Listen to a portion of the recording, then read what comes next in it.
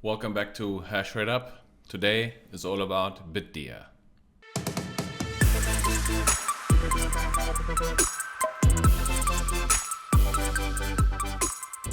I sat down with Basit, CSO, Chief Strategy Officer at Bitdeer, to talk about Bitdeer, presenting their company and also talking about vertical integration and where they're taking vertical integration with regards to their ASIC development that they have recently announced.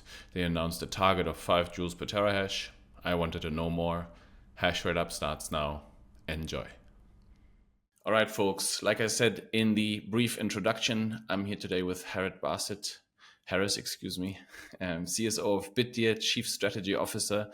Our hash price currently is at 48. We're deep into the pain zone once again, below the 50 mark on the per petahash per day. 14-day exahash rate is at 574, and we are block height 849, 590. Harris, thank you so much for taking time out of your busy schedule. Welcome to the show. Thank you, Jesse. I'm happy to be here. Great. To jump into it, I was hoping, Harris, to meet you in Vegas or now at the Disrupt. You're at neither. How come? You don't like going to events too much? What's happening?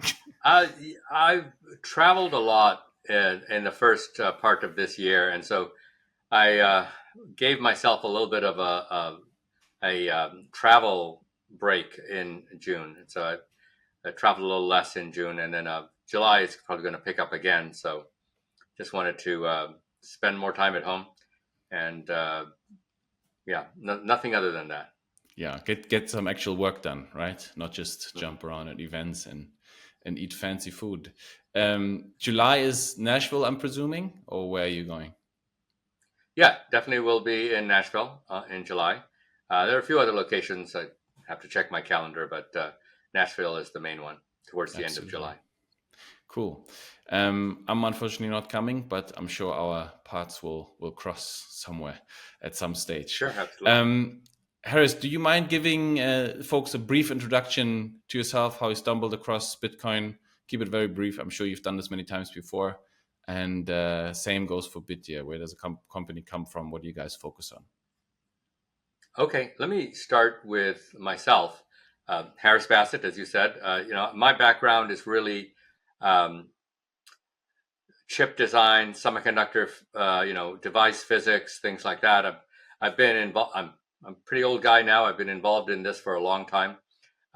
Back in graduate school, I worked on ultra bright LEDs that allowed LED to be visible in a bright room or even outside at hundreds of yards. They're used now for traffic lights and brake lights and things like that. A lot of the device physics that went into making that possible was done by a team that I worked on at University of Illinois. Then I've been involved in the chip design business pretty much since then at IBM's research labs, at Bell Labs, at Rockwell Science Center, and a lot of that time was working on more esoteric things at the time. So gallium arsenide, before it became very common. Right now, it's in everyone's cell phone, but when I was working on it, it was something that might only last in the lab for a few minutes before it degraded. So that became very widely used as well. I started a company from some innovators in England, brought them over to Silicon Valley, started that company in 2004, sold it in 2012. It had a timing technology that is still, I think, the best way to do very accurate, precise timing on silicon. I sold that company to Analog Devices in 2012. Been involved in a few other semiconductor-related things. I was helping a friend of mine teach entrepreneurship at Berkeley back in 2011, 2012. And some of my students came to me in 2014 with an idea actually maybe it was late 2013, with an idea for a Bitcoin mining ASIC. At that point, nobody had ASICs for Bitcoin mining. A lot of people were thinking about it, but no one really had it. And so I put their ideas together with some ideas that I had from designing, silicon or chips for military applications, and came up with a new technique for designing these chips that are really very specific to Bitcoin. And we developed those in 2014. They got adopted widely, and pretty much the whole industry is using those techniques now for the last 10 years, mostly around those techniques. And so that was my introduction to Bitcoin back in 2014. I went off and did other things. And then about a year and a half ago, Jihan Wu, the founder of Bitmain and now Bitdeer, approached me about doing some advanced chip development at Bitdeer for the subsequent generations of ASIC technology. So that's my background. Had side gigs in agriculture and things like that probably we can go into it on some other podcast. But then Bitdeer has been around a long time. We've probably been mining longer than any other publicly traded Bitcoin mining company. However, we've only been public for a year. And so we're part of Bitmain, and we were mining as part of Bitmain since 2013, really. And we split off from Bitmain as a separate company in 2020. So we've only been an independent company for about a little over 4 years now, and a public company for about 1 year. So that's basically the history of both myself and Bitdeer. Very, very interesting. What made you guys go public so late? Because most folks, right, they start out, they have a bit of capacity, and then they need cash flow to invest, into larger capex projects. What made you guys go public? Was there any specific project that made you do so? Well, I mean, I think it just took longer than we expected. It's not easy to go public as a Singapore headquartered Bitcoin mining company on NASDAQ. So just that process took maybe a year or even more than a year, longer than we expected. So I think it's just that additional waiting time. Yeah. Yeah. And are you guys, how many exahash do you guys have under management today? I think just right around 22 or in that range. And then you are exahash. 22, right? And you guys are heavily geographically diversified. I think you have that.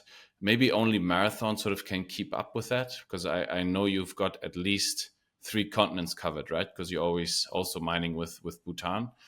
Give us a brief overview over that. Like where are you guys spread out all across the globe? Yeah, as you mentioned, we have multiple sites, like I think 6 sites or more on 3 continents. Let me just start with the U.S. So that's our primary concentration in terms of Bitcoin mining. And our largest site in the U.S. is in Texas, Rockdale, just outside of Austin, about an hour east of Austin. And that's a little over 500 megawatts of mining capacity there. Then we have a site in Tennessee, which is a little over 80 megawatts, 85 megawatts. I don't remember the exact number. We have a site in Washington State, which is fairly small, 13 megawatts. And then we have announced sites in Ohio for 221 megawatts. And we've have additional sites in Ohio that we will announce later that are also very large. So that's our sort of U.S. footprint. Outside of the U.S., we have had for some extended period of time now 2 sites in Norway. They are add up to about 130 megawatts right now. We're adding another 170 megawatts there over the next 12 months or so. So those sites are actually really good. It's I think we have one of the larger footprints in Europe. And Norway is a great place, by the way. It's all hydroelectric there, all carbon-free, clean power. And then in Bhutan, that's another location where it's all carbon-free, hydroelectric power. We have 2 sites in Bhutan. One site is 100 megawatts. That's been up and running since August of 23. We have a second site that's 500 megawatts that we're in development now. that should be up and running towards the middle of 25. So, less than a year from now, and probably fully up and running about a year from now. So So, that's easily 2 gigawatts, right? Total? well, no, that's the sites that are up and running already are 895 megawatts. If you Yeah. add the 500 megawatts in Bhutan, you add another 170 megawatts in Norway that's going to come online, and then the Ohio site, that gets us to about 2 gigawatts by the Yeah. end of 25. And if you go beyond 25, it's closer to, it's much larger still, but those are sites we haven't announced yet. Amazing. I mean, you got to keep the share of the pie the same, right? Everybody's growing, so you got to Yeah. constantly move Well, up. we're actually very selective about where we mine. We have dozens, might be 100 or more proposals for mining locations in a year.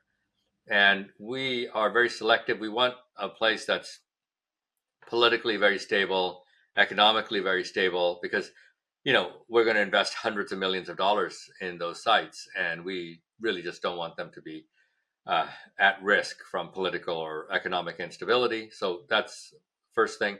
Low cost of energy, of course, is important.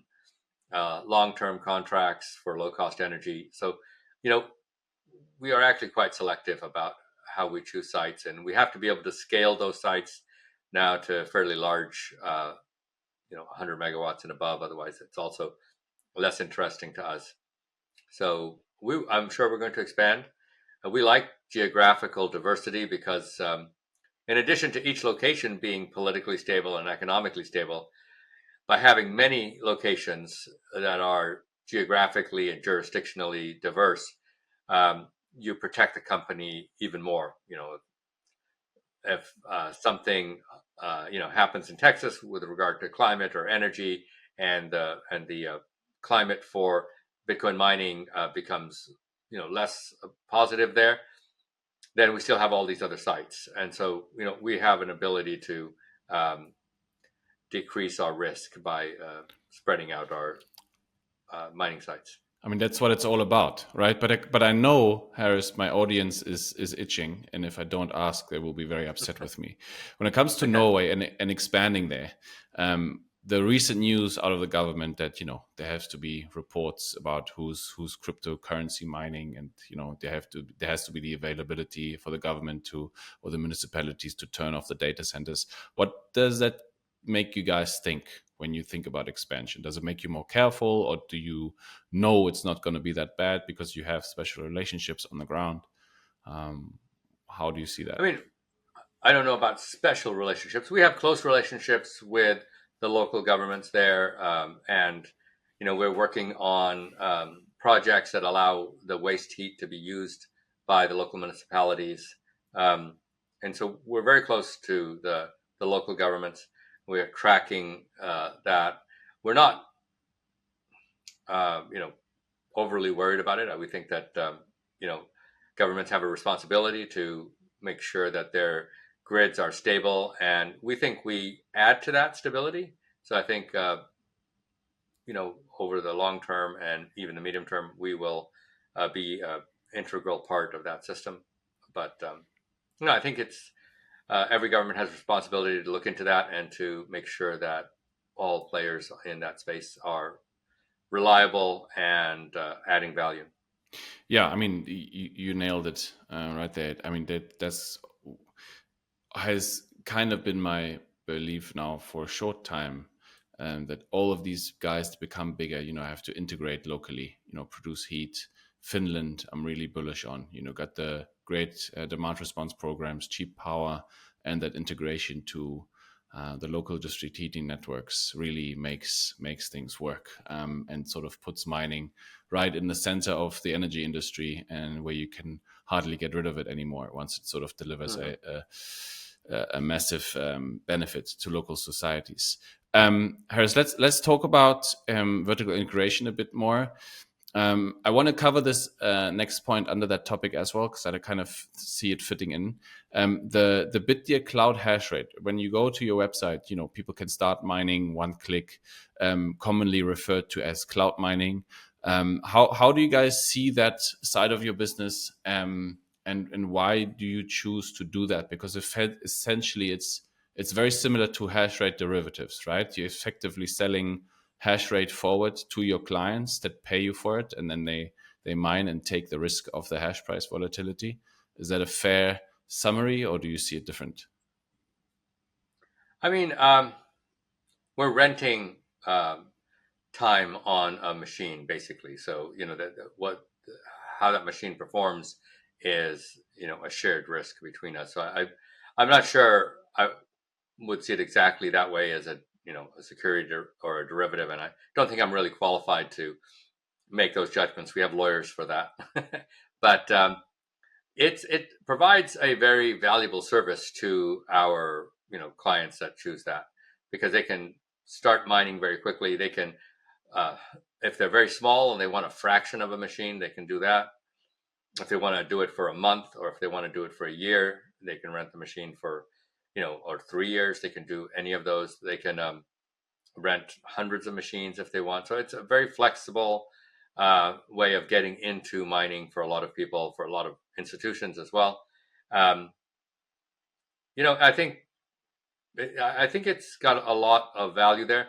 As we start selling mining rigs, it's also another way of improving our offerings to the community as well. So I think there's a lot to be said for that. The way we use it is a way of reducing volatility, or exposure to volatility for Bitdeer. So we emphasize different products at different times, right? So right now, as we're going from a bear market towards a bull market, we believe over the next several months, we are pushing more of the self-mining hash rate. And then in the depths of the bear market, we usually rely a lot more on hosting, just straight hosting. And then at the peak, or maybe a little past the peak, the cloud hash rate product really does take off at that time. We're often able to lock in long-term contracts at the peak. A lot of the contracts that we have now for cloud hash rate were signed in 21 during the last peak, and so it helps reduce our volatility, and generate revenue over the different parts of the 4-year Bitcoin cycle.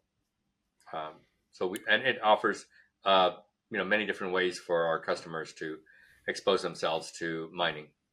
Yeah, it's a super interesting approach. I mean, just being able to say, hey, we have hosting, self mining, this is an income source, and depending on where the hash price takes us, we can switch strategies. I think that's not a lot of folks focus on that. At least I have not heard about it.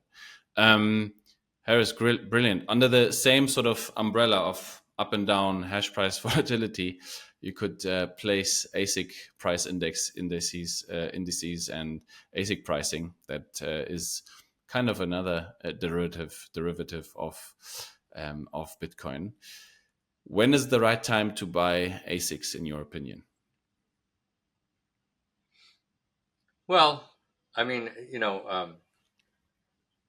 I think it's hard to say, right? I mean, it's there are two time constants at play that if you really want to capture this, right, there's a time constant in terms of how quickly Bitcoin price can move, and it can move several percent, or even 10% or 20% in a day, right? It can move a lot very quickly, and then the overall global hash rate takes months to change, because you actually have to physically install machines. You have to access more power.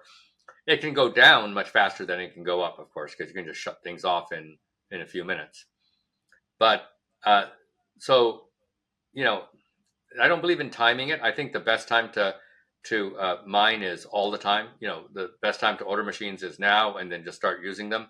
I think if you believe in Bitcoin long term, which I do, then you just should start and get going.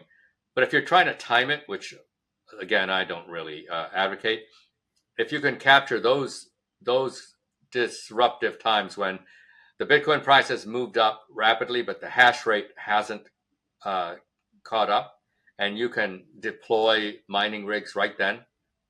That's the best time to make the maximum profit from mining.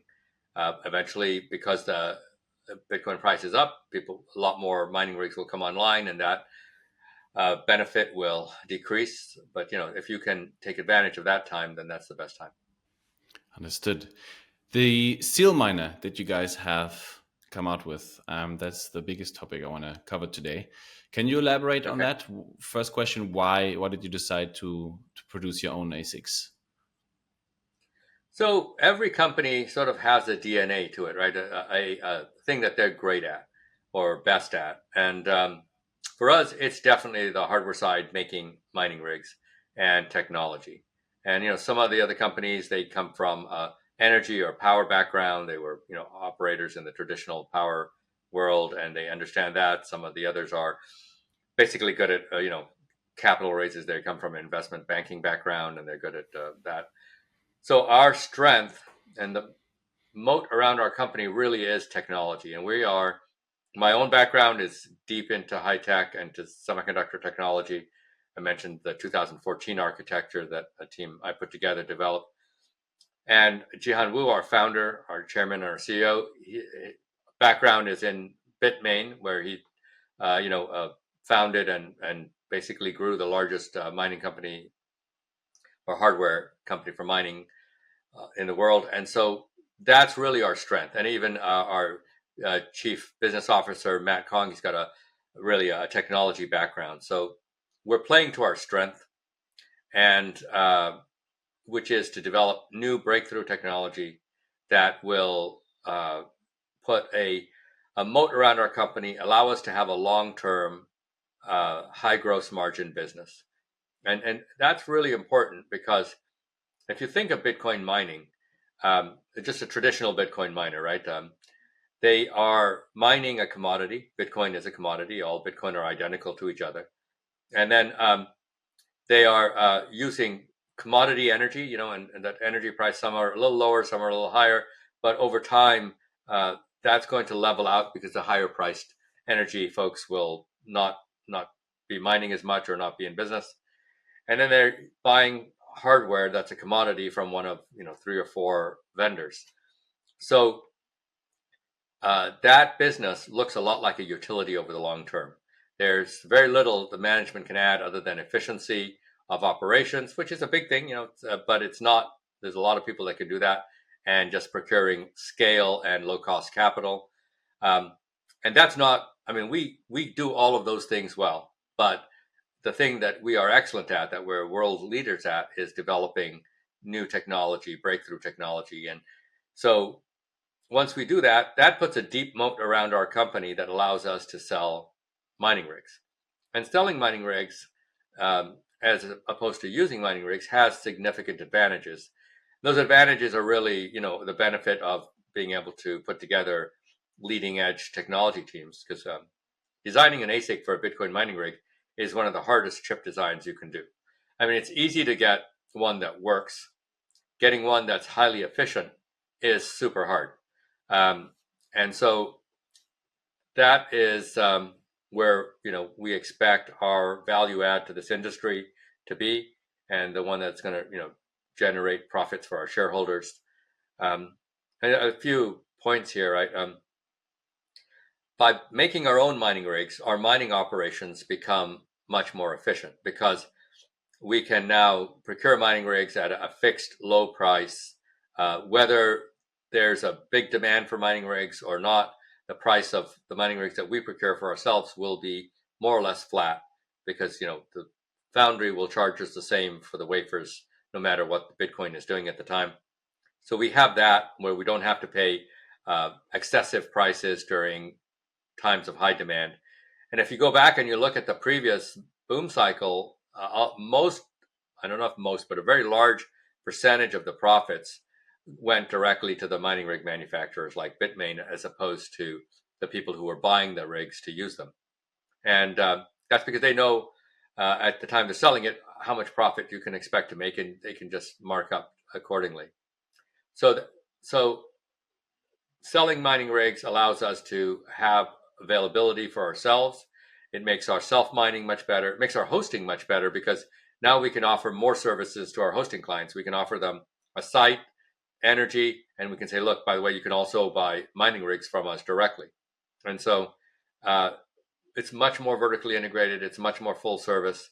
And then, of course, selling mining rigs into the merchant market, we think we're going to have by far the most efficient rigs that will allow us to value price them as opposed to pricing them like a commodity, because we should be saving our customers a tremendous amount in energy costs, and some of that a benefit we're hoping to capture for the company. So the ability to value price that, use our technological expertise to uh, improve shareholder value through delivering state of the art, the most energy efficient products we can.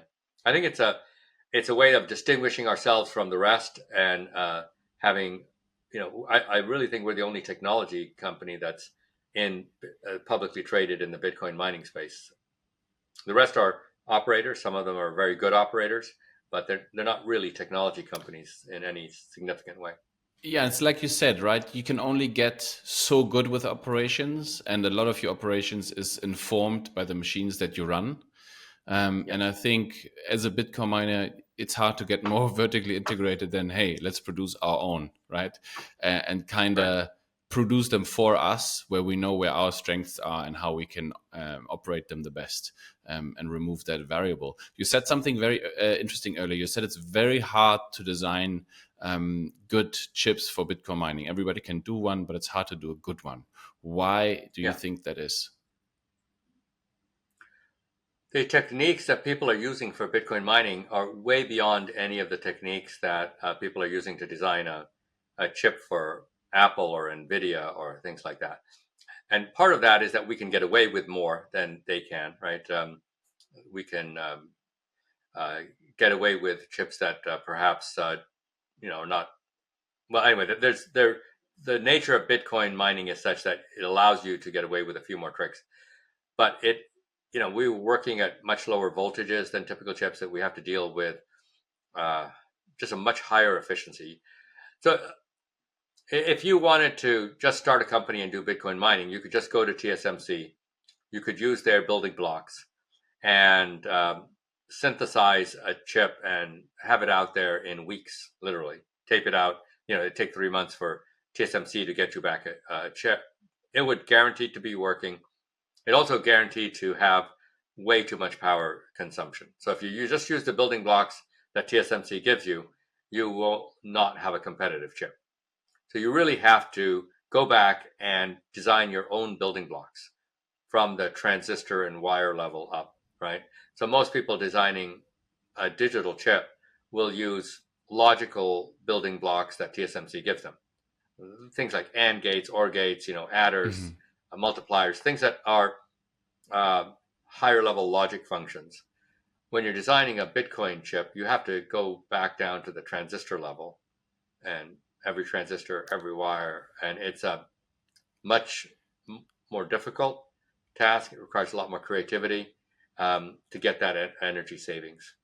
So you're saying everybody that's currently building chips or designing them is thinking inside the box, and you got to go and step outside of it and take what's not yet available, build it yourself as a component, and then do make your chips from that. Is that a correct, fair summary? So I mean, what I'm saying is that a typical digital chip outside of the Bitcoin space uses the building blocks that the foundry gives you, mostly. And in Bitcoin, you couldn't do that. But if you did it, you would not have a competitive chip in terms of its No, energy efficiency. I So understand that, you, but you what have, are the yeah. what is the competition doing today? It, So they are doing some of that, right? I mean, the more aggressive competition are uh, you building their own building blocks, okay. but even that has many levels of what you can do, right? How different are these building blocks from standard design? How creative are you being? So, the thing is, everyone has access to the same manufacturing technology from TSMC or UMC or, Intel or Samsung, whoever you choose to use. those, the factory, the foundry for the semiconductors is the same. It's a level playing field in that sense, right? Maybe some people can get more wafers than others, but otherwise that's the same. So all the creativity comes in the design, the benefits that you can do there. And so that's where you really have to shine. You have to be able to, create a design that is uh, just much more energy efficient. That takes a huge amount of creativity to do that. Interesting. Yeah. Okay. So talk to me about the Seal 01. That's out today, right? I can purchase that. Is that correct? Well, we're using the Silo one for our internal use only, really. So Okay. we're going to be shipping it in volume to ourselves in August, and so that's not really meant for external use. Now, the Silo 2, 03, 04 are definitely going to be sold to clients, as well as we're going to use them ourselves internally. So the Silo 1 was a design that our group in Singapore did that is meant to be an early entry for ourselves to get into the market, to understand a lot of the whole system around putting it together. It's a lot more than the chip, right? It's the whole system. It's the software. It's the box that it goes into. It's the printed circuit boards, and we wanted to make sure all of that was good. Where you can call it a test, but it's tens of thousands of units that we'll be using internally, and improvements on that basic design is Silo 2 and Silo 3. And then Okay. Silo 4 is a complete new revamp of the design methodology for Bitcoin mining. We're gonna get to Silo 4. Mhm. I'm very excited to hear about it. I just want to cover something else first. But what you just said Sure. is also super important, right? You're doing this for the first time, so you gotta figure out the supply chain first, right? Where do we get the boxes from? Yeah, I How do mean, we put it in the the box? supply Like, chain, there's a lot of, kinks to get ironed out. And, it actually turned out quite a bit smoother than we had anticipated. So, mhm. it's looking good. And, but the first one, we wanted to not do super high volumes, just tens of thousands of rigs, and then just do it internally. Yeah. That's a nice thing about having both mining and manufacturing, is that we always have a home for mining rigs that we can use, even in Okay. And however the market goes. so when it's about your philosophy around the designs, Harris, right? What do you guys choose to focus on? What's sort of the most important variable? Is it efficiency, or is it robustness, so that your operations becomes easier? What is the sort of at the forefront in all of this? Is it a mix? Well, you can't ignore robustness or any of those things, but efficiency is the number one thing, right? So the thing is that um, efficiency is the headline number for any of the mining rigs, right? You can calculate immediately how many dollars and cents that means. But you also need to be as robust as possible. And of course, there's a minimum level of robustness. And so, having said that, I don't want to minimize, stability and robustness. And that's a big part of why we're shipping all the first generation to ourselves, is that we want to make sure we understand that and we can make these as stable and as robust as possible.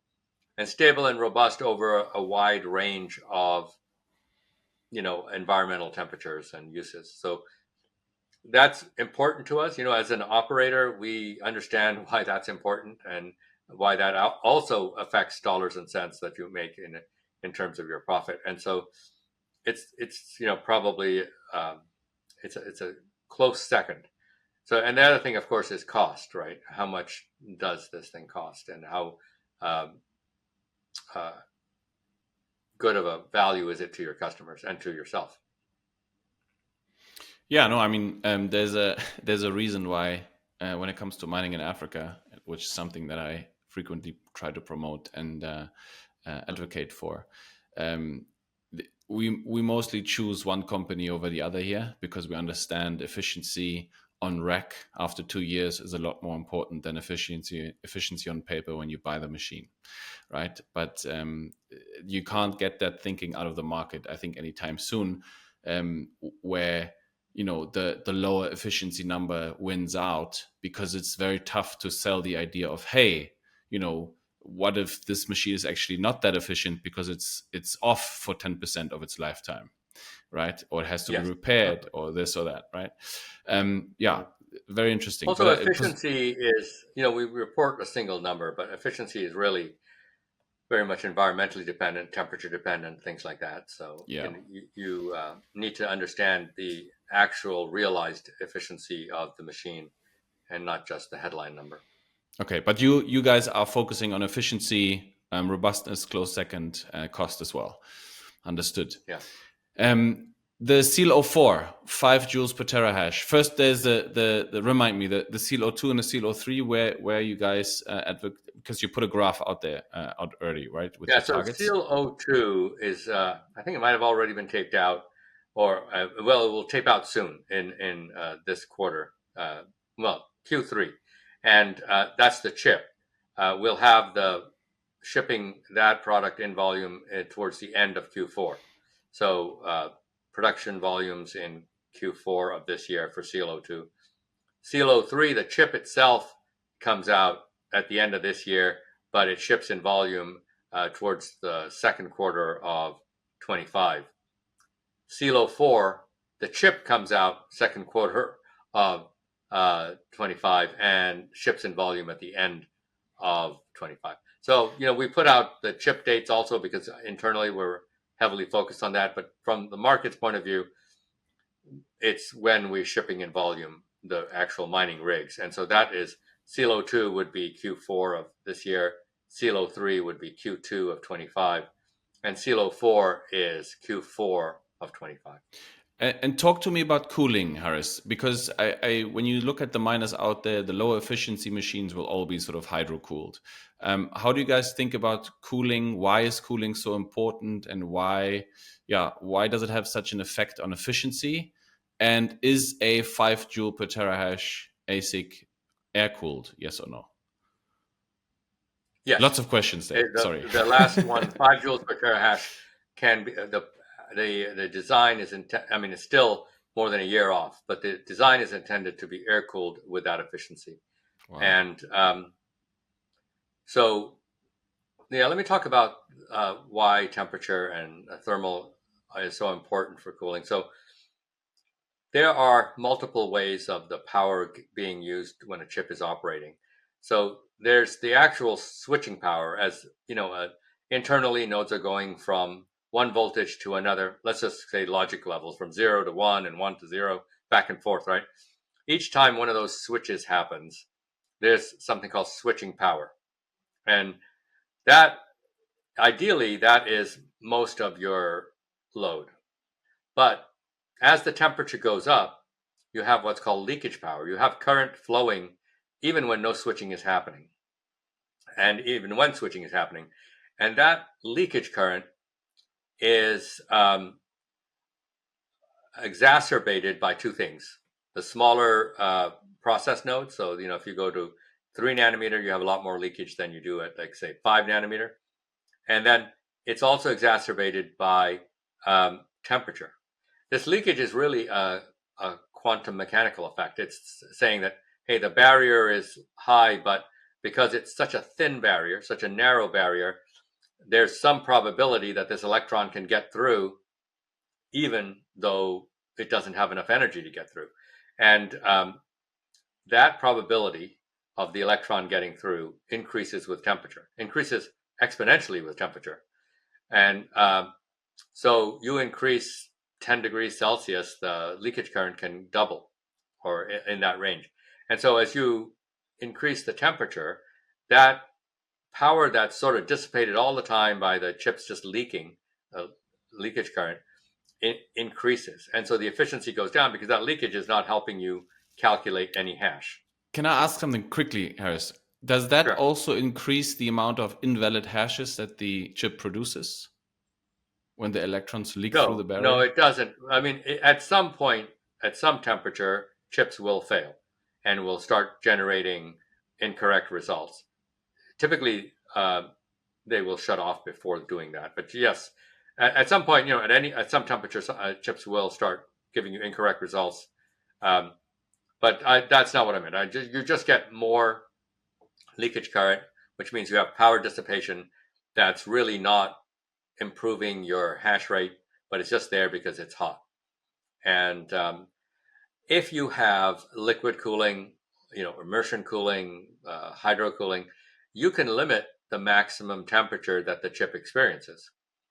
And so you can say, hey, it's never going to get the semiconductor junction, which is the important location here, will never get hotter than this because I'm going to have this liquid that's within a few microns of it all the time, taking heat away. And so if you can limit that top temperature, you can limit the leakage current. And so the efficiency of the chip is better. Furthermore, if you know when you're designing the chip that you will never experience a temperature above a certain level, you can change the design to not have to accommodate that leakage current, and that can improve efficiency also. So it can help after the fact, after the design, in reducing leakage current. And if you know that you'll never get above a certain temperature while you're still doing the design, you can change the design to make it more efficient. So temperature plays a really big role. Like I said, an exponential role in any electronics, not just Bitcoin mining, all electronics. In fact, even lifetime. If you increase the temperature of any piece of electronics by 10 degrees Celsius over its lifetime gets cut in half. Wow. Okay, so, that's crazy. I've never heard that before. So where can you push a 5 joule per terahash ASIC if you immerse it? What do you think? So we're not giving out those numbers right now. I mean, we expect the 5 joules per terahash to be a reasonably conservative number that people will actually realize for most operating conditions. And so under ideal operating conditions, it'll of course be a little bit better than that. Man, okay. And the power, is it similar power draws to the ASICs on the market, which would then mean what, 1.5 petahash maybe in the future, not so long until one machine puts out that number? Well, I mean, we haven't designed the boards or the machine that go with that chip yet. So that chip could be released in many different form factors in terms of what the total, rate of hash rate is for the product that the chip is released on. It could be the way you said. It could be different than that. There are other ways of releasing it, and we're looking also at, eventually getting out of that shoebox type of design and doing more industrial type of designs that are just like basically more robust, easier to maintain, easier to and have less fewer components to worry about. We're already seeing that change, right? The rack units, the M63s from MicroBT and stuff like that. Yeah. See the form factor change. The size on the chip, Harris, can you talk about that for a brief moment? I think we're at like 4 or 3 nanometers, depending. Is there a physical limit to the downside of how small chips can be before they start failing?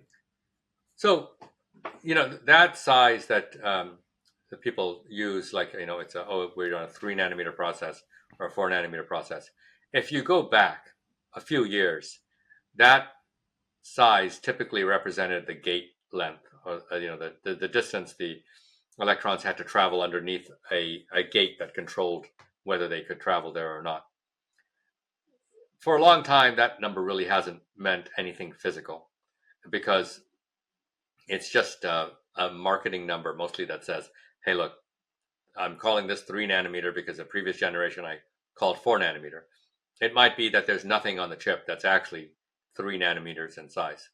But, things are getting smaller, and there's 2 parts to that. One is that the transistors and the gate lengths are getting smaller, but also the wiring between these transistors is getting smaller and tighter.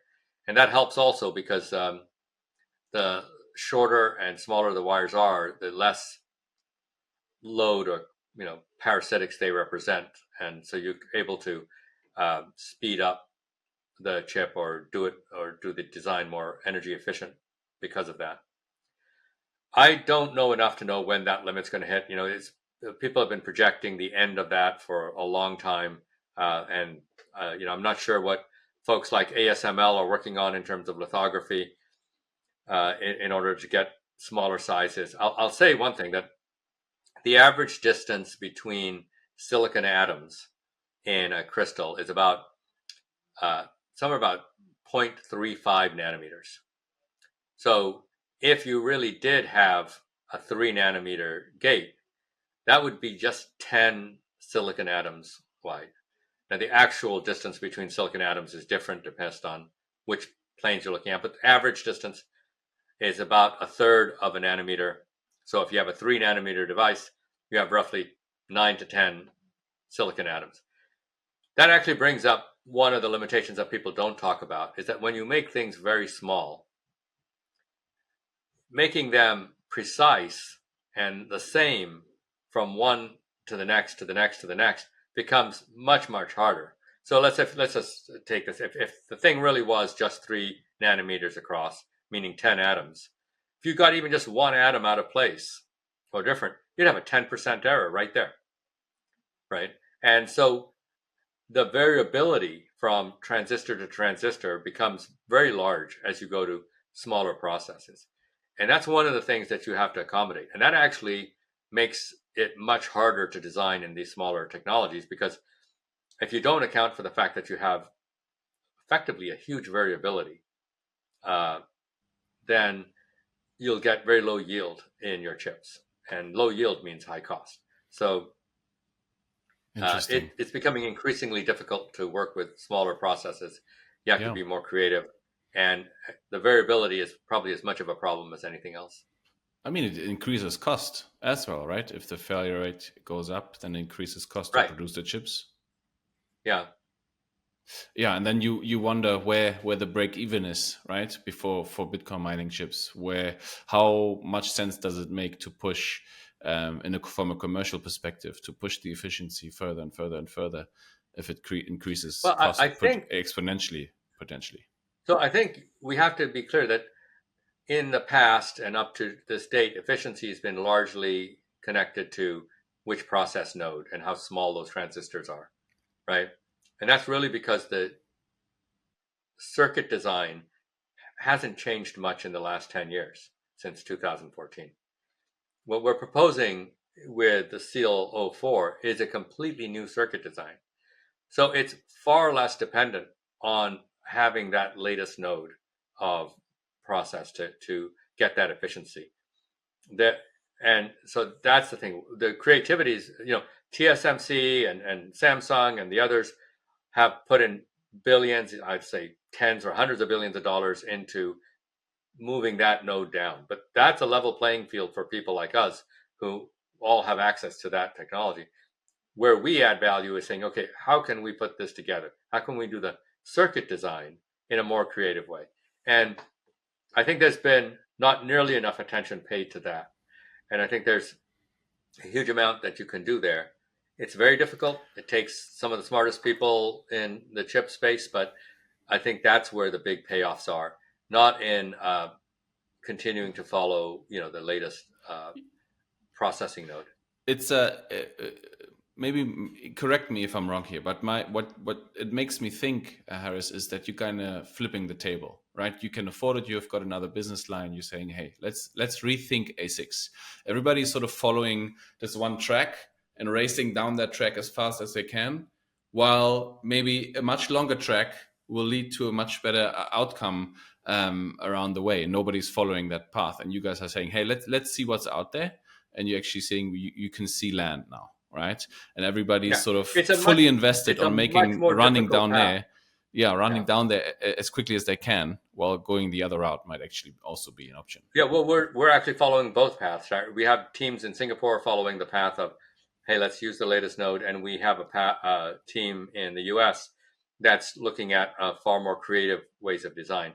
So the trade-off is this: is that you get this huge energy efficiency improvement, but the design techniques are so difficult that very few circuit designers are capable of understanding them, let alone doing them. And second, uh, the existing design methodology that uses, electronic design automation tools from companies like Cadence and Synopsys, those don't work very well because the circuits don't look like the circuits that everyone else uses.